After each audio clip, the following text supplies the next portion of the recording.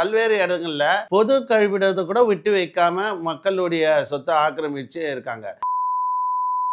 சென்னை மாநகராட்சி கண்ட்ரோலில் ஜோன் பார்த்தீங்கன்னா 15 ஜோன் இருக்குது. இந்த 15 ஜோனில் 200 வார்டு இருக்குது. இந்த 200 வார்டில் பொது கழிப்பிடம், மக்களுக்கு பயன்படக்கூடிய பொது கழிப்பிடத்தை கட்சிக்காரங்கள்லாம் யூஸ் பண்ணிட்டு இருக்காங்க. என்னென்னா பார்த்தீங்கன்னா, நிறைய ஒரு நூற்றுக்கணக்கான பொது கழிப்பிடம் பார்த்தீங்கன்னா பராமரிப்பு இல்லாமல் இருக்குது.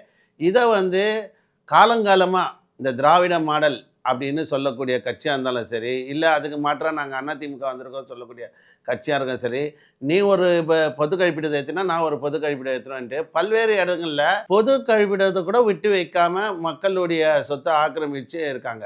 இப்போ என்னென்னா, பஸ் ஸ்டாண்டாண்ட பொதுவாக பார்த்திங்கன்னா இந்த சுகர் பேஷண்ட்டு வயசானவங்கலாம் நிற்கிறப்போ அவங்களுக்கெல்லாம் போதுமான பொது கழிப்பிடம் வசதி இல்லாத காரணம் என்னன்ட்டு நம்ம ஒரு பெரிய லெவலில் ஆய்வு செய்ததில் இப்போ நம்ம பார்க்க போகிற எங்கே பார்க்க போகிறோன்னா, சென்னை வேசார்பாடி P3 காவல் நிலையத்துக்கு உட்பட்ட ஜீவா ஸ்டேஷனுக்கு நீங்கள் இப்படி லெஃப்டில் கட் பண்ணிங்கன்னா MM கார்டன் ஃபஸ்ட்டு தெரு.